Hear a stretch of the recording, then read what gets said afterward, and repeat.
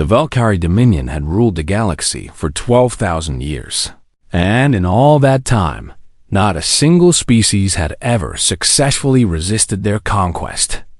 They moved from world to world like a plague, stripping planets of resources and populations with cold efficiency. Their method was simple and brutal. They would find civilizations that had not yet discovered faster than light travel, descend upon them with overwhelming military force, and harvest them for labor and biological resources. Over 300 species had fallen to this approach, and the Valkyrie had grown fat and arrogant on their success. High Admiral Vareth Sin stood on the command deck of his flagship, the Eternal Dominance, and studied the blue planet that hung in the void before him. His triple-hinged jaw clicked with anticipation as sensor data scrolled across his display screens. 7 billion inhabitants. A species that called themselves humans. Primitive technology barely capable of reaching their own moon. No energy shields, no plasma weapons, no faster-than-light capability. Category 1 acquisition, Vareth Sin declared to his officers, and a ripple of amusement passed through the bridge crew. Category 1 was the easiest classification in the Dominion's conquest protocols. It meant the target species posed no meaningful threat and could be subjugated with minimal resources. Vareth Sin had commanded dozens of such operations throughout his career, and each one had been simpler than the last. He dispatched a standard subjugation fleet, 40 cruisers and 200 support vessels. It was more than enough firepower to crack a primitive world like this one. Some of his junior officers had questioned whether such a large force was necessary, but Vareth Sin believed in overwhelming displays of power. Fear was the most efficient tool of conquest. The invasion began on what the humans called a Tuesday morning. Massive Valkyrie warships descended through the atmosphere and positioned themselves over every major population center. In New York and London, in Tokyo and Mumbai, in Sao Paulo and Cairo, the sky turned dark as alien vessels blotted out the sun. Millions of humans stopped whatever they were doing and stared upward in terror and disbelief. Vareth Sin broadcast his message on every frequency the humans used, translated into every language his linguists had cataloged. Inhabitants of this world, you are now subjects of the Valkyrie Dominion. Surrender immediately. Compliance ensures survival. Resistance ensures extinction. The humans did not surrender. Their military forces scrambled with impressive speed, Vareth Sin had to admit. Fighter jets rose to meet the Valkyrie vessels, and missiles streaked upward from launchers across the globe. Tanks rolled through city streets, and soldiers took up defensive positions around government buildings and military installations. Vareth Sin watched the human counterattack with something like amusement. Their weapons were laughably primitive. Missiles detonated harmlessly against Valkyrie energy shields. Bullets and artillery shells bounced off armored hulls without leaving a scratch. The fighter jets were fast and maneuverable, but they stood no chance against plasma cannons that could track and destroy targets moving at hypersonic speeds. Within 6 hours, every human military installation on the planet had been reduced to smoking rubble. The Valkyrie ground forces deployed next. Towering warriors in powered armor marched through the streets of human cities, rounding up civilians and herding them toward designated collection points. Any human who resisted was cut down without hesitation. Plasma bolts reduced bodies to ash in milliseconds. Vareth Sin monitored the operation from orbit with satisfaction. The humans were reacting exactly as every other conquered species had reacted. Initial defiance followed by despair and submission. He had seen it hundreds of times before. By the end of the first week, the major population centers were under Valkyrie control. Labor camps were being constructed across every continent. Processing facilities were being established to sort the human population. The strong would be put to work. The weak would be processed for biological resources, and the useful would be transported off-world to serve the Dominion. "High Admiral," one of his officers reported, "we have encountered some minor resistance in the rural and mountainous regions. Small groups of humans with primitive weapons are attacking our patrols." "Irrelevant," Vorothin replied with a dismissive wave of his clawed hand. "Let them hide in their forests and caves. They will starve eventually, or they will surrender. Either outcome serves our purposes." He did not give the matter another thought. The conquest of Earth proceeded according to schedule. Vorothin sent his reports to the Dominion High Council, detailing another successful acquisition. He recommended that Earth be classified as a labor world, its population put to work mining the planet's substantial mineral resources. The humans were physically weak compared to some species, but they were adaptable and could survive in a wide range of environments. They would make adequate workers. 3 months into the occupation, Vorothin began transferring command responsibilities to his subordinates. The hard work was done. All that remained was the tedious business of administration and resource extraction. He was already looking forward to his next conquest, another primitive world that the Dominion survey drones had discovered on the far side of the galaxy. He did not notice the small things that his subordinates noticed. He did not see the humans who watched the Valkyrie patrols from the shadows, memorizing their routes and schedules. He did not know about the resistance fighters who recovered Valkyrie weapons from fallen soldiers and smuggled them to hidden bunkers. He did not hear the whispered conversations in labor camps, where humans shared information and made plans. He did not understand what kind of species he had chosen to conquer. Humanity had spent its entire existence at war, not against alien invaders, but against itself. Every generation had fought. Every nation had bled. Humans had developed 10,000 years of military tactics, from the phalanx formations of ancient Greece to the guerrilla warfare of modern insurgencies.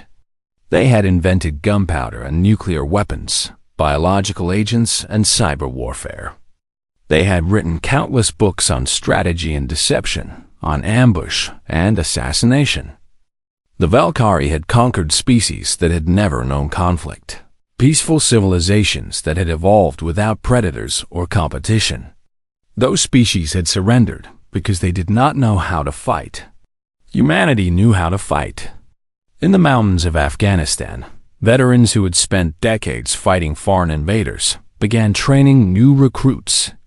In the forests of Finland, hunters who knew every tree and stream prepared ambush sites. In the basements of 100 cities, engineers and scientists examined captured Valkyrie technology and began to understand how it worked. The humans were quiet. They were patient. They watched and learned and waited. And Vorothin, confident in his victory, never suspected that he had awakened something that the galaxy had never seen before. A species that refused to stay conquered. A species that would rather die than submit. A species that was already planning its revenge. The Valkyrie thought they had won. They had no idea what was coming. 6 months into the occupation, the Valkyrie commanders grew comfortable. They had broken the back of human resistance, or so they believed. The labor camps were running efficiently, processing millions of humans for work details across the planet. Resource extraction was ahead of schedule. The High Council had even sent a commendation to Vorothin for the smooth operation of his newest acquisition. But strange things were beginning to happen. It started small. So small that the Valkyrie barely noticed. A patrol unit would fail to report in from a rural area, and when search teams were sent to investigate, they would find nothing but scorched ground and scattered equipment. Supply convoys traveling through mountain passes would simply vanish, their tracking signals going dark without warning. Communication relays would malfunction at odd hours, requiring technical teams to spend days repairing what should have been minor issues. Sub-Commander Krath, who had been left in charge of occupation operations while Vorothin focused on his next conquest, reviewed the reports with growing frustration. Equipment failures, he concluded. The humans have a corrosive atmosphere. Our technology was not designed for prolonged exposure to these conditions. His officers agreed, because the alternative was unthinkable. The humans were a primitive species. They could not possibly be responsible for these incidents. Deep beneath the Appalachian Mountains, in a bunker that had been built during something the humans called the Cold War, former General Marcus Cole studied a holographic map of the planet. Red markers indicated Valkyrie positions. Blue markers showed the location of resistance cells that had established contact with his network. There were more blue markers every day. Cole was a hard man in his 60s, with gray hair and eyes that had seen too many wars. He had commanded troops in conflicts across 3 continents before the invasion, and he had spent the first weeks of the occupation watching, learning, and planning. Now he led what was quietly becoming the largest coordinated resistance movement in human history. Report from the European cells. His communications officer announced they successfully ambushed a supply convoy in the Alps last night. 12 Valkyrie casualties, all equipment recovered. Cole nodded, but he did not smile. 12 casualties meant nothing to an occupation force of hundreds of thousands. What mattered was the equipment, the weapons, the armor, the technology that human scientists were desperately trying to understand. In another part of the bunker, Dr. Yuki Tanaka worked under harsh fluorescent lights, her hands steady as she performed an autopsy on a Valkyrie soldier. The body had been recovered from an ambush site in Montana, relatively intact despite the violence of its death. She had been studying Valkyrie biology for months now, and she had made discoveries that could change everything. Their respiratory system is fascinating, she murmured into her recorder. 3 separate lung structures, optimized for low oxygen environments. But this makes them vulnerable. They cannot process certain compounds that humans barely notice. She had identified 17 pathogens native to Earth that would be lethal to the Valkyrie. 17 weapons that the invaders had no defense against. But weaponizing these pathogens would take time and resources that the resistance could barely spare. In the tunnels beneath Moscow, another team was making different progress. Engineer Dmitry Volkov and his colleagues had spent months studying a captured Valkyrie shield generator, and they had finally cracked its secrets. The technology was advanced, far beyond anything humans had ever built. But the principles were understandable. The shield is not impenetrable, Dmitry explained to the resistance leaders in a secure video conference. It requires enormous power to maintain, and it has a specific frequency modulation. If we can match that frequency, we can disrupt the shield long enough to get weapons through. General Cole absorbed this information with the calm focus that had made him one of humanity's most respected military minds. How long until you can build devices capable of this disruption? Months? Dmitry admitted. Maybe a year. We need materials that are difficult to obtain under occupation. Then, we obtain them, Cole replied.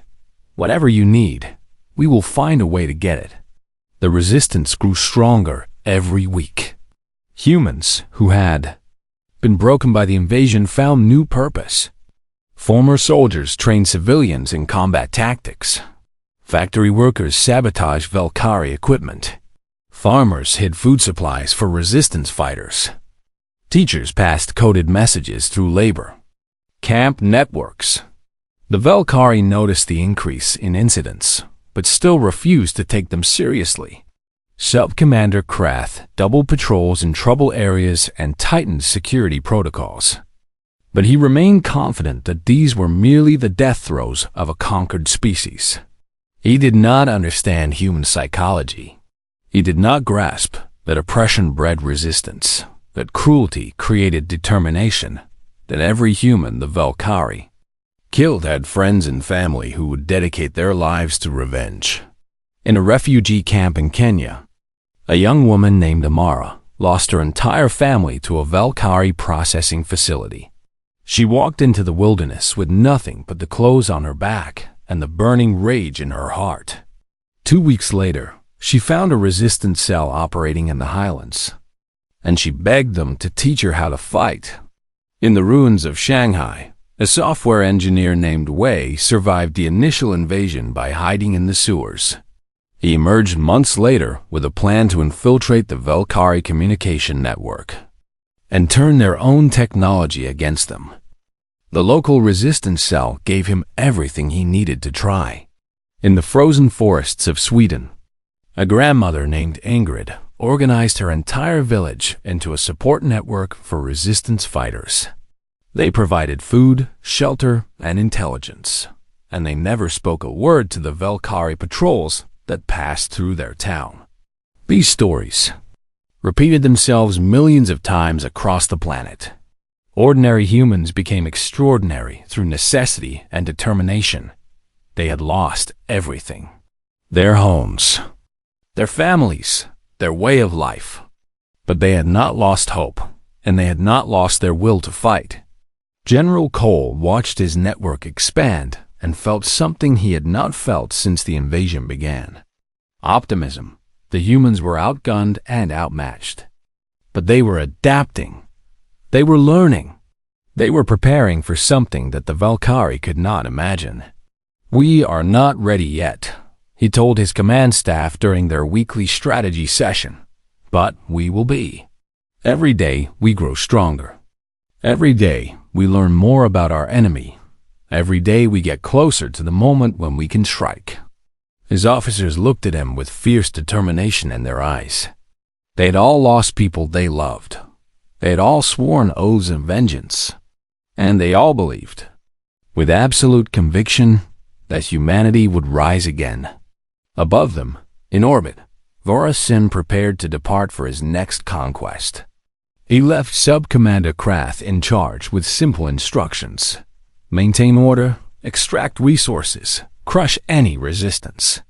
He did not look back at the blue planet he was leaving behind. He did not sense the storm that was gathering beneath its clouds. He did not hear the whispered promise that passed from human to human across every continent. They think we are beaten. They think we are broken. But we remember what they did, and we will make them pay. One day, we will rise, and the galaxy will learn what it means to anger humanity. That day was coming sooner than anyone expected. The counteroffensive began exactly 1 year after the invasion. At 3 in the morning local time, across 6 continents simultaneously. General Marcus Cole had spent months planning this moment, coordinating with resistance cells through encrypted communication channels that the Valkyrie had never detected. Every attack was synchronized to the second. Every target selected for maximum impact. Every team trained until they could execute their missions in complete darkness. In Snow Paulo, a resistance team led by a former demolitions expert named Carlos planted explosive charges on the support columns of a skyscraper that the Valkyrie had converted into a regional command center. When the charges detonated, the building collapsed inward, burying 300 Valkyrie soldiers and their equipment under millions of tons of rubble. In Moscow, Dmitry Volkov's shield disruption devices were put to the test for the first time. Resistance fighters armed with these jury-rigged gadgets attacked a Valkyrie garrison, and for the first time since the invasion, human weapons punched through alien defenses. The garrison fell in under an hour, and the humans captured enough equipment to supply 3 more cells. In Kenya, Amara led a squad of warriors armed with spears tipped with Dr. Tanaka's biotoxins. They ambushed a supply convoy on a remote highway, moving with the silent efficiency of predators. The Valkyrie soldiers never even saw their attackers. They simply began choking and convulsing as the toxins attacked their alien biology. Not a single human was injured in the assault. In Shanghai, Wei's cyber warfare team seized control of the regional communication network. For 11 critical minutes, They broadcast false orders to Volcari units across Eastern Asia, sending reinforcements to locations where no attack was happening and leaving real targets completely undefended. In the frozen wastes of Siberia, in the jungles of Vietnam, in the deserts of Australia, the story repeated itself. Humans struck from the shadows with weapons they had built themselves, using tactics refined over 10,000 years of human conflict. They hit hard and fast and then vanished before the Valkyrie could respond. Sub-Commander Krath watched his tactical display turn red with alerts and felt something he had never experienced before. Fear. How is this possible? He demanded of his officers. They are primitives. They should not have this capability. But they did. The humans had spent a year preparing for this night, and their preparation showed in every perfectly executed attack. Krath tried to coordinate a response, but his communication network was compromised. He ordered reinforcements to critical locations, but his troops were scattered and confused. He called for air support, but human anti-aircraft teams, armed with captured plasma weapons, were already shooting his gunships out of the sky. By dawn, the resistance controlled 30% of Earth's surface. But General Cole was not satisfied. He knew that holding territory meant nothing if the Valkyrie still controlled orbital space. As long as their ships hung in the sky, they could bombard any human position into oblivion. The resistance needed to strike at the heart of the occupation, and that meant taking the fight to the enemy's flagship. The plan was audacious, perhaps even suicidal. A captured Valkyrie shuttle, stolen from a repair facility 6 months earlier and painstakingly restored by human engineers, would approach the Eternal Dominance under a stolen identification code. 47 human commandos, all volunteers who understood they might not survive the mission, would breach the flagship's hangar and fight their way to the command deck. Captain Sarah Chun led the assault team. She was 32 years old, a former Special Forces operator who had lost her husband and son during the initial invasion. She had nothing left to lose and everything to gain. "Remember your training," she told her team as the shuttle approached the flagship. "Stay together, move fast, and don't stop for anything. Our objective is the command deck. Everything else is secondary." The stolen identification code worked perfectly. The shuttle glided into the Eternal Dominance's hangar bay without triggering any alarms. The Valkyrie maintenance crews barely glanced at the vessel as it settled onto the deck. Then the shuttle's doors burst open, and 47 humans poured out with weapons blazing. The Valkyrie were completely unprepared. They had never expected an attack inside their own flagship, and their response was slow and disorganized. The human commandos cut through the hangar crew in seconds, then split into teams and moved into the ship's corridors. What followed was the most intense close-quarters combat in human history. The Valkyrie warriors were larger and stronger than humans, but the humans were faster and more adaptable.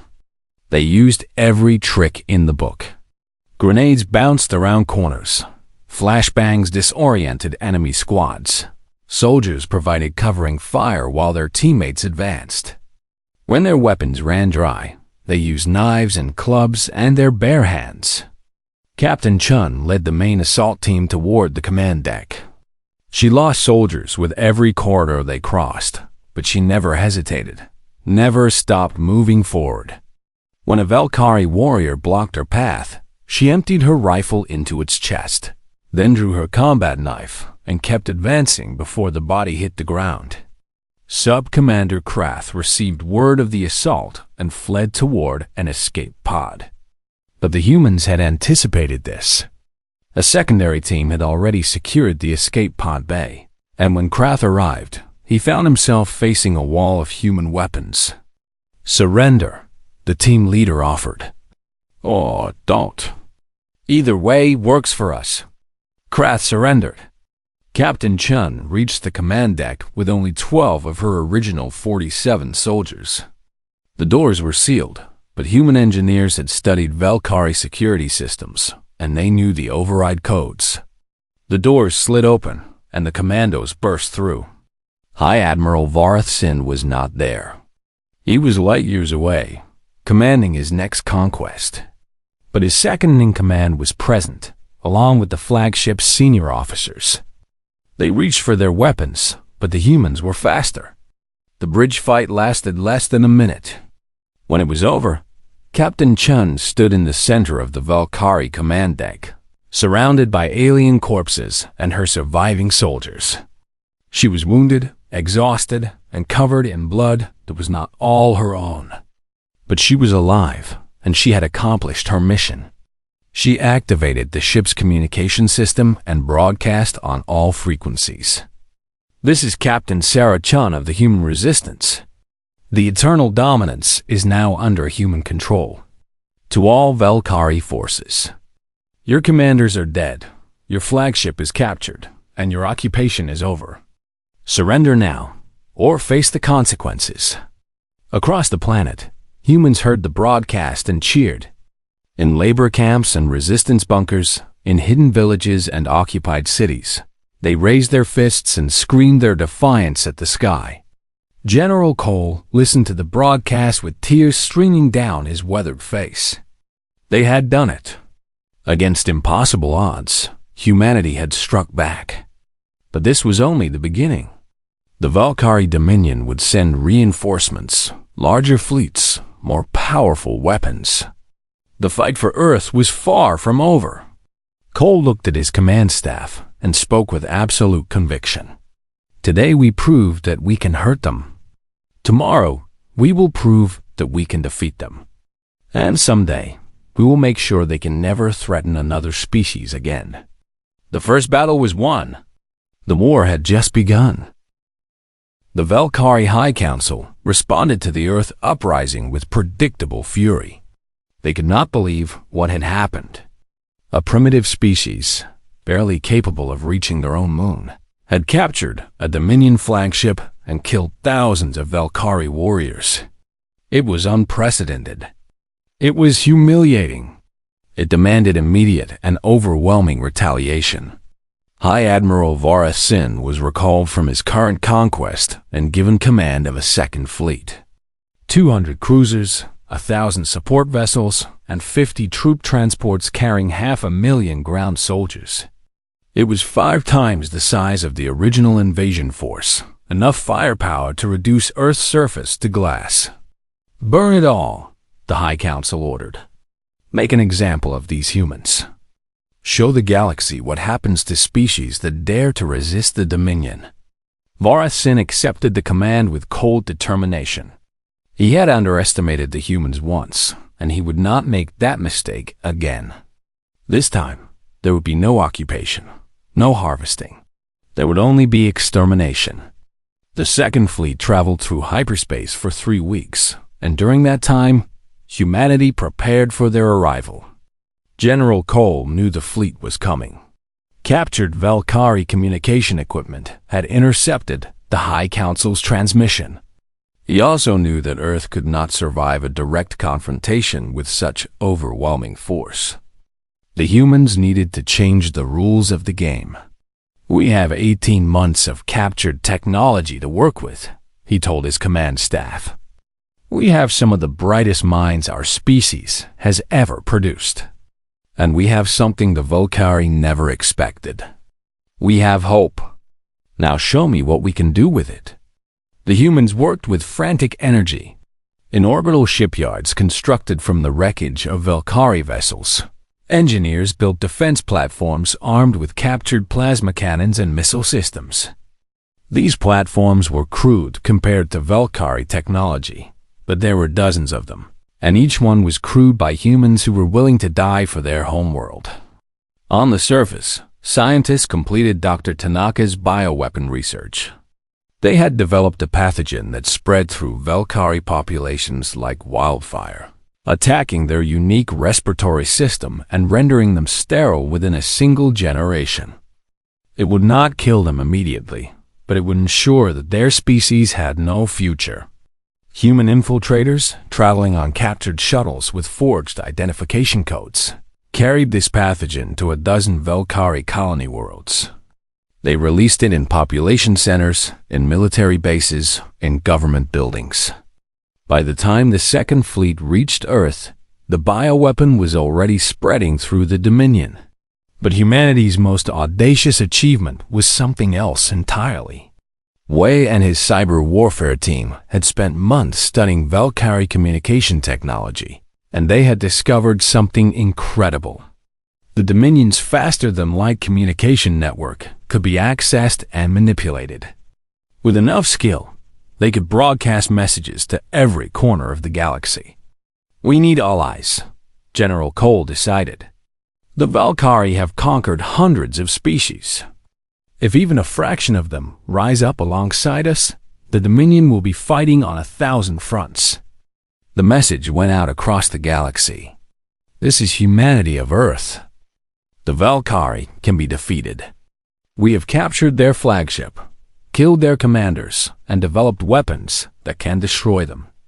Rise up with us. Fight for your freedom.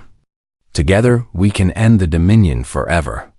The Velkari High Council detected the transmission and dismissed it as desperate propaganda. Who would believe such claims from a species that had been conquered less than 2 years ago? Who would risk the wrath of the Dominion based on the words of primitives? They underestimated the power of hope. On a dozen conquered worlds, oppressed species heard humanity's message and began to organize. They remembered the freedom they had lost, the families the Velkari had taken from them, the futures that had been stolen. And they began to believe that maybe, just maybe, things could be different. The Second Fleet arrived in Earth's solar system, expecting to find a broken, desperate species waiting to be exterminated. Instead, they found a wall of orbital defense platforms, hundreds of captured plasma cannons pointed at the approaching armada, and a planet that was very clearly not interested in surrender. Vorasin stared at his sensor display in disbelief. How did they build all of this? They are primitives. They should not have this capability. But they did. And they were about to demonstrate exactly what humanity was capable of. "All platforms fire!" General Cole commanded from his bunker beneath the Appalachian Mountains. Nuclear missiles and plasma bolts screamed toward the Velkari fleet. The first wave of attacks was mostly absorbed by energy shields, but the humans had learned from their earlier failures. Dmitry Volkov's shield disruption technology had been refined and mass-produced, and the second wave of attacks punched through Velkari defenses with devastating effect. Cruisers exploded in brilliant fireballs. Support vessels tumbled through space, their hulls breached and their crews dying. The Velkari fleet, which had expected an easy victory, suddenly found itself in a desperate fight for survival. Vorasin rallied his forces and counterattacked with everything he had. Velkari plasma cannons targeted the orbital platforms, destroying them one by one. Troop transports pushed through the defensive perimeter and began landing ground forces on Earth's surface. It was brutal, bloody, and costly for both sides. But humanity had one more surprise. Captain Sarah Chun, who had led the assault on the Eternal Dominance, now commanded a small fleet of captured Velkari vessels crewed by human volunteers. She had been waiting in the shadow of Earth's moon, hidden from Velkari sensors, ready to strike at the perfect moment. "All ships, attack!" she ordered. "Target their command vessels." The human fleet emerged from hiding and tore into the Velkari formation from an unexpected angle. They targeted the flagship, where Vorasin directed the battle, pouring fire into its shields until they collapsed. Vorasin watched his tactical display turn red with damage alerts and finally understood the truth. He had not been fighting primitives. He had been fighting a species that was born for war, a species that adapted faster than any the Dominion had ever encountered, a species that simply refused to give up. "Retreat," he ordered, his voice cracking with desperation. All ships retreat. But it was too late. The human fleet was between the Valkyrie and their hyperspace jump point, and Captain Chun had no intention of letting them escape. The battle lasted for 6 hours, and when it was over, the second Valkyrie fleet had been reduced to scattered wreckage. Vorath Sin was dead, his flagship destroyed by a kamikaze attack from a human pilot who had steered her damaged vessel directly into his bridge. On Earth, humans emerged from their bunkers and looked up at a sky that was finally free of alien warships. They had won. Against impossible odds, they had won. But General Cole knew that the war was not over. The Dominion still existed. The High Council still ruled. And unless humanity took the fight to them, they would simply build another fleet and try again. "We cannot wait for them to come to us," Cole declared. "We need to go to them. We need to show the galaxy that the Valkyrie are not invincible, that they can be beaten, that freedom is possible." Humanity began preparing for the next phase of the war. They were no longer fighting for survival. They were fighting for victory. 3 years after the initial invasion, a human fleet entered the Valkyrie home system. It was a sight that the Dominion had never imagined possible. 100 warships, built from a combination of captured Valkyrie technology and human ingenuity, emerged from hyperspace and took up attack formation around the Valkyrie homeworld. Their hulls gleamed with fresh paint, and their weapons hummed with barely contained power. Admiral Yuki Tanaka, the scientist who had discovered the Valkyrie's biological weakness and developed the bioweapon that was now spreading through their population, commanded the fleet from the bridge of the HSS Defiance. She had come a long way from the underground bunker, where she had performed autopsies on alien corpses, and she was determined to finish what humanity had started. "This is Admiral Tanaka to all ships," she announced. "We have traveled across the galaxy to deliver a message. Let's make sure they hear it." The Valkyrie homeworld was the heart of their civilization, a planet they had occupied for 50,000 years. Its orbital defenses were ancient, maintained more for tradition than practical defense. The Valkyrie had conquered 300 species, and not once in 12,000 years had any of those species threatened their home. They had grown complacent, arrogant, certain of their invincibility. That certainty died when human plasma bolts tore through their orbital platforms. Admiral Tanaka's fleet carved through the Valkyrie defenses in 9 hours. It was not even a battle. It was a demonstration of what humanity had become in 3 short years. Every ship in the fleet was crewed by veterans who had fought and bled and lost people they loved. Every weapon system had been refined through countless engagements. Every tactical decision was informed by the hard lessons of a brutal war. The Valkyrie defenders fought with courage, but courage was not enough. Their ships were old, their tactics outdated, their morale shattered by reports of the spreading sterility plague. One by one, their orbital platforms fell silent. Their warships became drifting wreckage. Their last hope of resistance crumbled. Admiral Tanaka positioned her fleet in orbit over the Valkyrie capital city and broadcast on all frequencies. "People of the Valkyrie Dominion, this is Admiral Yuki Tanaka of the Terran Coalition. 3 years ago, your species came to our world uninvited. You killed our people. You enslaved our families. You thought us weak, primitive, easy prey. You were wrong." She paused, letting her words sink in across the planet below. "We are not here for revenge.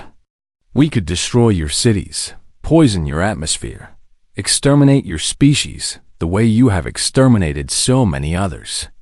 But we choose not to. We are here to ensure that what you did to us, what you have done to hundreds of species across this galaxy, never happens again." On the surface of the Valkyrie homeworld, millions of aliens watched the human fleet hanging in their sky and felt something they had never experienced: helplessness. For 12,000 years, they had been the conquerors, the masters, the unchallenged rulers of everything they surveyed. Now they were the conquered, and their fate rested in the hands of a species they had dismissed as primitives. The Valkyrie High Council broadcast their surrender within the hour. General Marcus Cole, who had coordinated the war effort from Earth, traveled to the Valkyrie homeworld to accept their capitulation in person. He was older now, his hair completely white, his body worn by years of stress and struggle. But his eyes still burned with the same fierce determination that had carried humanity through its darkest hours. He stood before the High Council, surrounded by human soldiers and representatives of a dozen species that humanity had already liberated from Valkyrie rule. He looked at the alien leaders who had ordered the invasion of Earth, who had approved the labor camps and processing facilities, who had thought nothing of harvesting an entire species for resources. "You will dismantle your military," Cole said. "You will release every species you have conquered. You will pay reparations to those you have harmed, and you will never threaten another civilization again." The High Counselors had no choice but to agree. The Valkyrie Dominion was dissolved. Their conquered species were freed. Their military was scattered across the galaxy, their warships decommissioned, their weapons destroyed. For the first time in 12,000 years, the galaxy was free from their tyranny. But humanity did not stop there. Over the following decades, they established the Terran Coalition, an alliance of species united by their shared experience of Valkyrie oppression. These species had been beaten down, stripped of hope, taught to believe that resistance was futile. Humanity showed them a different path. "We are stronger together," Admiral Tanaka declared at the first Coalition Assembly, her voice carrying across a chamber filled with representatives of 50 different species. The Valkyrie ruled through fear and division. "We will lead through hope and unity. Any species that threatens the freedom of another will face the combined might of this coalition." The liberated species looked at humanity and saw something they had lost long ago: courage, determination, the willingness to fight for what was right. They had cowered under Valkyrie rule because they had believed resistance was impossible. Humanity had proven that belief wrong. New species joined the coalition every year. Some came seeking protection, others seeking purpose. They contributed their unique skills and technologies, their knowledge and perspectives, their hopes and dreams. The coalition grew into something the galaxy had never seen before: a true alliance of equals, dedicated to freedom and mutual defense. General Cole lived long enough to see the coalition expand to over 100 member species. On his deathbed, surrounded by humans and aliens alike, he spoke his final words with a peaceful smile. "We were supposed to be harvest material. We were supposed to be slaves. But we chose to be something else. We chose to be free, and we chose to share that freedom with the galaxy. That is our legacy. That is what it means to be human." 20 years after the invasion, the last surviving Valkyrie admiral was brought before a coalition tribunal to answer for crimes against sentient beings. He was old and broken, his species declining toward extinction from the bioweapon that still spread through their population. He stood before judges representing dozens of species his people had once oppressed, and he knew there would be no mercy. The prosecutor asked him a simple question: "Do you have any final words before sentencing?" The admiral looked at the human judges, at the representatives of species the Valkyrie had enslaved and butchered, at the symbol of the Terran Coalition displayed prominently behind the bench. He trembled with a mixture of fear and bitter regret. "We thought they were weak," he said, his voice barely above a whisper. "We thought they would break like all the others. We were fools. We should have left them alone. We should have left that blue planet and its strange, violent, magnificent people in peace." He lowered his head in defeat. The galaxy will never forget what humanity did. The galaxy will never underestimate them again. And the galaxy will never, ever make the mistake of threatening them. The tribunal sentenced him to life imprisonment, and he was led away in chains. In the gallery, Admiral Tanaka watched the proceedings with quiet satisfaction. She thought about everyone they had lost. The soldiers who had died in the counteroffensive, the civilians who had perished in the labor camps, the billions of humans whose lives had been destroyed by the invasion. They had paid a terrible price for their survival, but they had earned something precious. A future where humanity would never be prey again. She walked out of the tribunal and looked up at a sky filled with stars. Out there, the Terran coalition was growing stronger every day. Out there, former slaves were building new lives in freedom. Out there, a galaxy that had once operated on the principle that the strong devour the weak was learning a different way. "Mess with one of us," Tanaka whispered to the stars, "and you face all of us." It was a promise that the galaxy would remember forever. The Valkyrie had taught humanity that the universe was dangerous, that alien civilizations could not be trusted, that survival required strength. Humanity had taught the galaxy something far more important.